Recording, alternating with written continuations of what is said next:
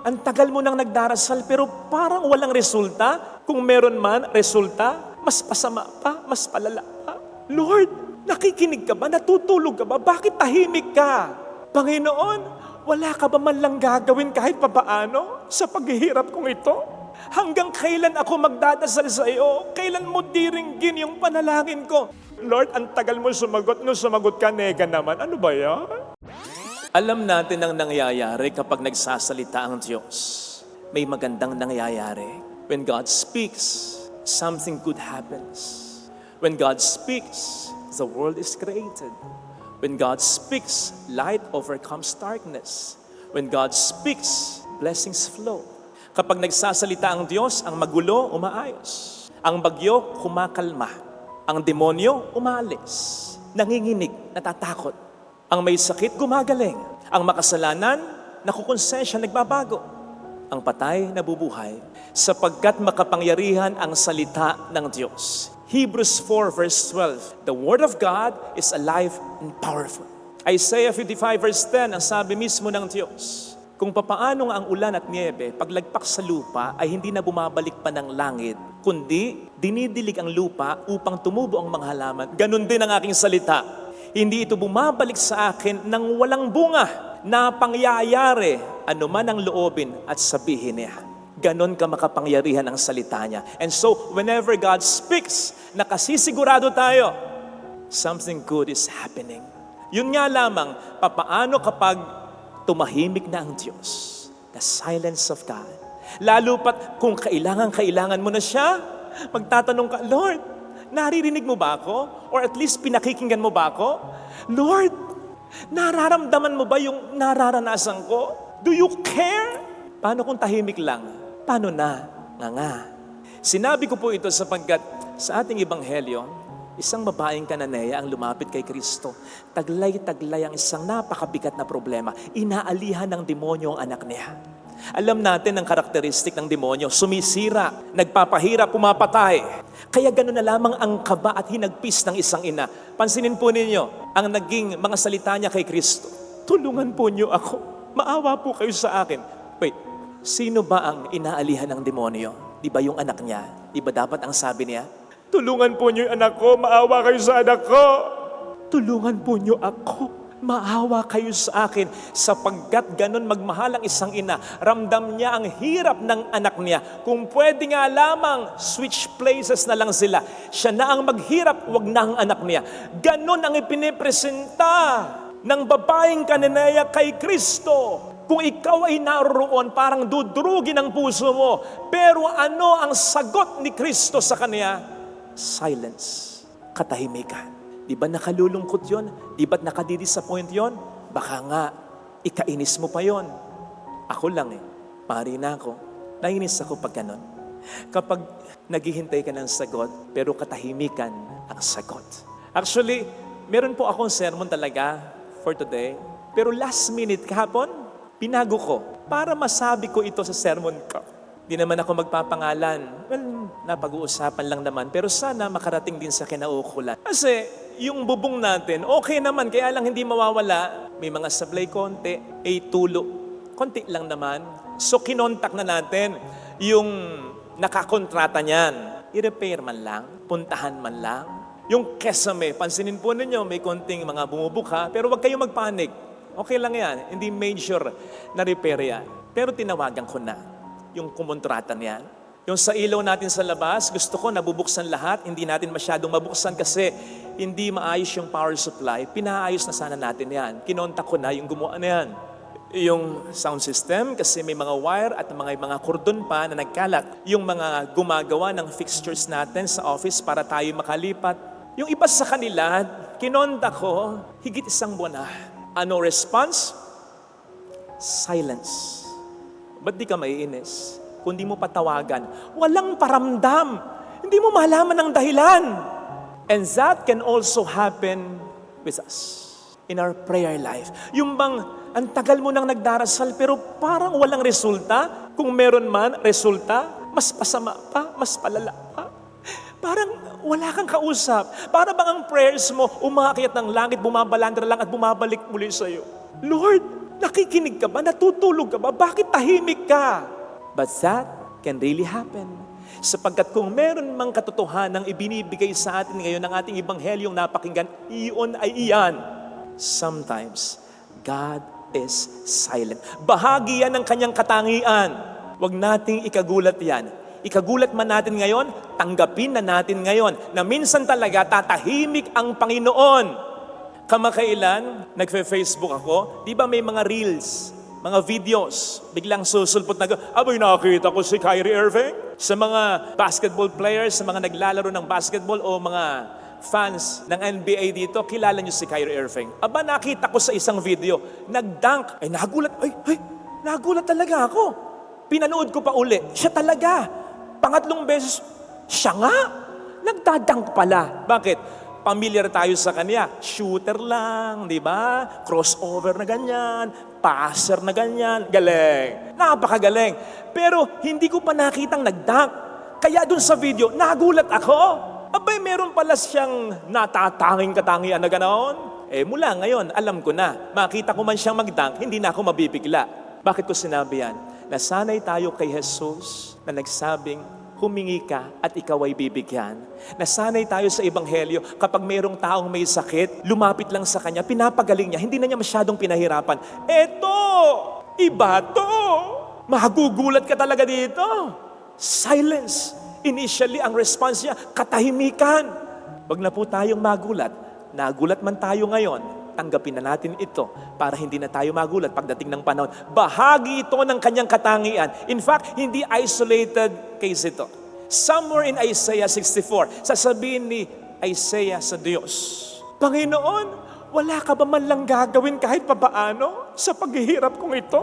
Prophet Habakkuk, hanggang kailan ako magdadasal sa iyo? Kailan mo diringgin yung panalangin ko? Mga propeta na yan. Mga close sa Diyos yan. And not just that, remember that Abraham also experienced the silence of God. Ang tagal niyang walang anak. Kaya nga sumiping na rin siya dun sa kanyang alipin Ang tagal niyang walang anak. Moses experienced the silence of God. Job experienced the silence of God. Bumagsak ang kabuhayan, patay ang kanyang mga anak, sabay-sabay lahat. Ang kanyang katawan nagkasugat-sugat. Iniisip niya, Lord, nagdarasal siya, Lord, ano ba itong nangyayari? Silence of God was the response. Saint Paul experienced the silence of God. 3 beses niyang hiningi sa Diyos, Lord, alisin mo itong thorn in my flesh. Ano man yung thorn in my flesh na yun ni Saint Paul. Ang tagal niyang hinihingi sa Diyos na alisin yon. Hindi sumasagot ang Diyos. 3 beses sumagot. Kung kailan, pang sumagot ang sabi, hindi ko aalisin sa'yo. Kung ako si Saint Paul, sabihin ko kay Lord, Lord, ang tagal mo sumagot. Nung sumagot ka, nega naman. Ano ba yan? Nagpahintay ka pa. Sana dati mo pa sinabing no, diba? Huwag na tayong lumayo. Jesus on the cross also experienced the silence of God. Why have you forsaken me, my God?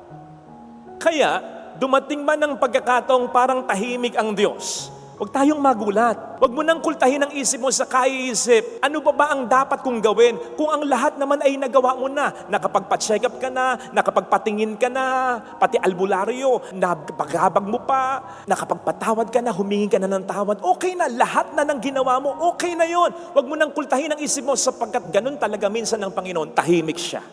Huwag mo nang kultahin ang isip mo, ano bang pagkakasala ko? Kung wala naman talaga. O kung meron man, napagsisihan mo na. O so, huwag mo nang kultahin ang isip mo, ano bang kasalanan? O wala na nga, di ba?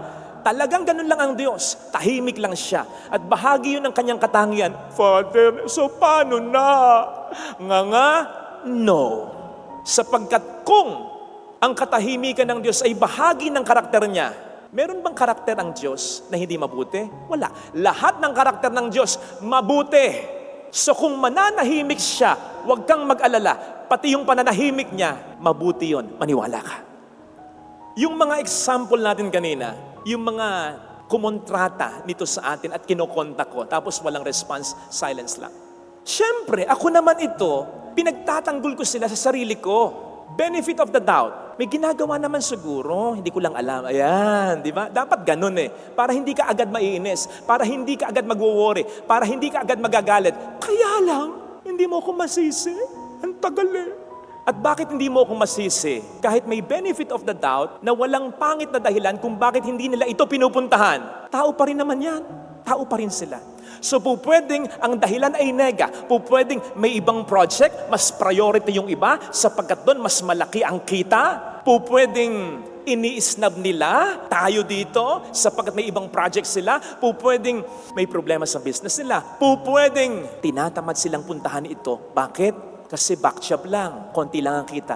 Pero dati naman, kumita na sila sa atin, sapagkat sila ang kumontrata ng lahat ng yan.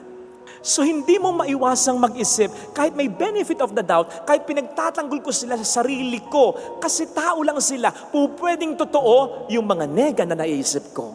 Naintindihan po ba ninyo? May isang pare, tinext ko, hindi nag-reply. Pero sin, buti sana kung ang ginawa niya, pinrest lang niya. Tuturuan ko kayo, long press lang. Kung ayaw mong sabihin niyang sin mo, long press lang. Tapos bitawan mo.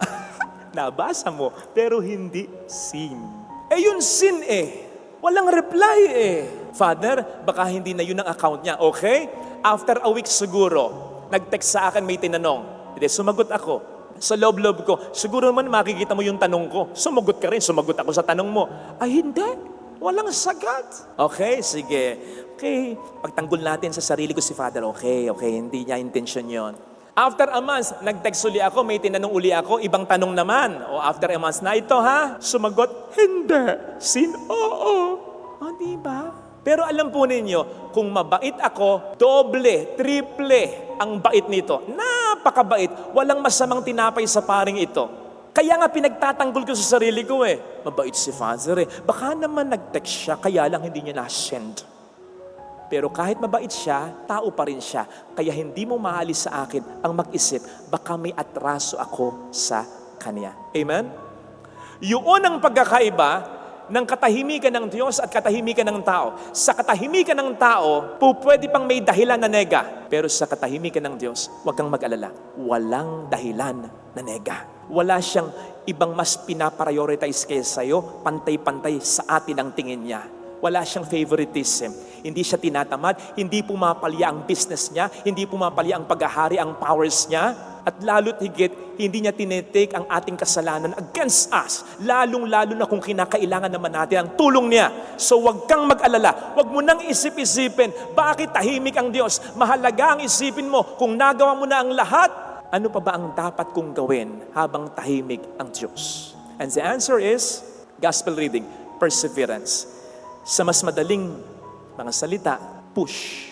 Pray until something happens. Huwag kang titigil sa pagdarasal at matyagang pagsisimba kahit tahimik siya. Bakit? Sapagkat hindi mauuwi sa wala, may kapupuntahang maganda. Sapagkat ang katahimikan niya ay mabuti pa rin, maniwala ka. Halimbawa, ano nga ba ang sabi ni St. Ambrose kay Monica? Sino si St. Monica? Yung pista niya ipagdiriwang natin this coming Saturday. Sino nga po si Santa Monica? Sino nga po ang kausap ko? Santa Monica, nanay ni San Agustin. Ayan, alam nyo na. Sino si San Agustin? Anak ni Santa Monica. Pahihirapin nyo pa ba? Di ba? Ang sermon ay mahaba na. So yun lang yun. Matagal na pinagdasal ni Monica, then ang pagbabago ni Zen Agustin. Sapagkat ang daming bisyo, 30 years yatang nagdarasal ang ina para sa anak niya. Nagbago? Nakaw, ang tagal, hindi pa. Nanghina ba si Santa Monica? Yes. Pero nag-give up ba siya? Hindi. Ang ganda ng sabi ni Ambrose sa kanya, St. Ambrose, Monica, the child of those tears will never perish. Para bang sinasabi ni Ambrosio kay Monica, Monica, huwag kang mag-alala. Ang mga luhang pumapatak na yan para sa mga anak mo ay hindi masasayang, paniwalaan mo. True enough, si Agustin, nagbago, naging pare, naging obispo, naging santo pa. One of the most celebrated saints of the Catholic Church, Saint Augustine. Pero hindi lang siya, pati na si Monica, Santa Monica. O di ba't parang ganyan yung nangyayari sa mabuting balita? Sino ang pinagaling at iniligtas ni Jesus? Yung anak lang ba nung babaeng Cananea? Hindi! Kasama yung ina, yung babaeng Cananea. Jesus brought her from the place of just asking to the place of worshiping. Nung una ang tawag niya kay Jesus, anak ni David, malaon, push siya ng push. Ang tawag niya na kay Jesus, my Lord, Panginoon ko. sa kakapush yung babaeng Kananea, mas tumibay ang pananampalataya niya. Ganon ang nagagawa ng panalangin kahit tahimik ang Diyos. Magtsatsaga, ay nako, pagdating ng biyaya, hindi lang yung gusto mo, mas mga dakila pang biyaya. You see, pwede namang ibigay ng Diyos agad yung pagbabago ni Saint Augustine. Pero bakit hindi niya ibinigay agad? Nakita niya na gusto kong maging santo, hindi lang si Agustin, kundi pati na si Monica. Kaya i-stretch ko pa. Pwede namang ibigay agad ni Jesus yung kagalingan nung anak ng babaeng Kananea. Pero anong nakita ni Jesus? Opportunity. Hindi lang yung anak niya ang ililigtas ko, pati na siya. You see, kapag humihiling tayo, kasi ito lang yung nakikita natin, yung hiling lang natin. Ang hindi natin nakikita, yung mga pwede pang ibigay ng Panginoon sa atin. Maghihirap ka na rin lang. Ang sinasabi ng Panginoon, sige, tuhugin na natin. Konting stretch pa, anak, push pa, may mga mas dakilang biyaya pa. Ganon, kapag hindi agad binibigay ng Panginoon ang hinihiling mo, na para bang sinasabi niya, anak, you just want this blessing? Mas marami ang gusto kong iparanas sa iyong blessings. Tiyagaan mo pa. Pray pa ng pray, push pa ng push. Ang gusto ng Diyos para sa atin is not just a good life, not even a better life, but the best kind of life. Yun ang sabi sa ating opening prayer. Pangako mo sa aming hindi pa sumasagi sa isip namin o panaginip. No eye has seen, no ear has heard, no mind has ever imagined what God has prepared for those who love Him.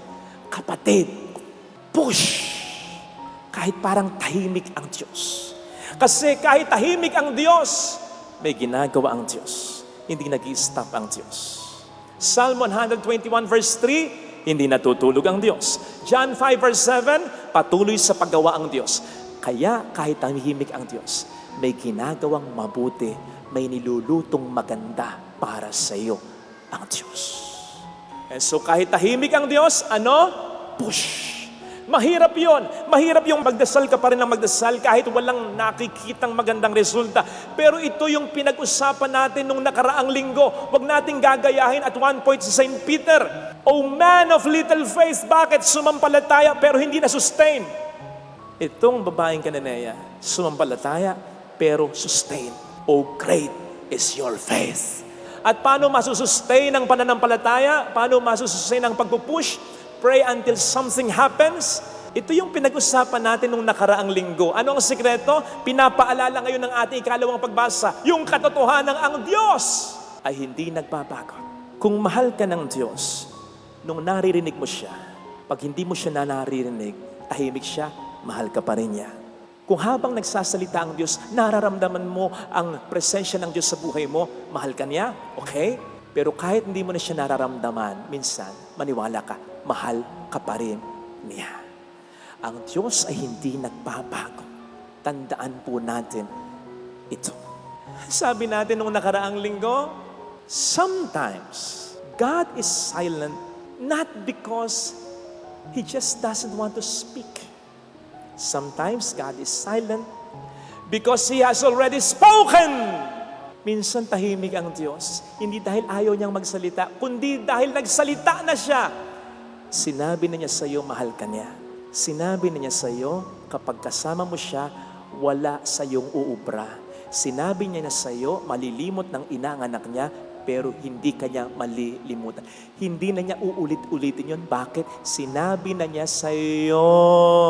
Hindi niya ulit-ulitin yun na araw-araw. Bakit? Kapag inulit-ulit niya yun, pwedeng magbigay ng maling interpretasyon sa iyo na pag inuulit-ulit ng Diyos sa araw-araw, darating ang araw na magbabago yon. Bukas makalawa, hindi ka na niya mahal. Hindi. Kaya hindi niya inuulit-ulit. Naniniwala siya. Alam niya. Pag sinabi niya, yun na. Di ba yun ang sabi niya kay Pedro? Sabi niya kay Pedro, come. Sa salita lang. Hindi niya sinabing, come baby, come baby, come. Hindi. Come lang. Kasi sa isang salita na yon, para kay Jesus, Pedro, kung hindi ka magdududa, mapupuntahan mo ko. Huwag nating pagdudahan ang Diyos. Panghawakan natin yung sinabi niya. Tayo ang mag-ulit-ulit nito sa ating isipan, sa ating kalooban. Ganon ang ginawa ng babaeng Kananea. Naniwala siyang mabuti si Jesus, kaya even in his silence, yung babae nag-push lang. Kasi sabi niya sa sarili niya, mabuti ito bibigay sa akin ito. Ganun sana ang ating isipin, ano man ngayon ang problemang nararanasan natin.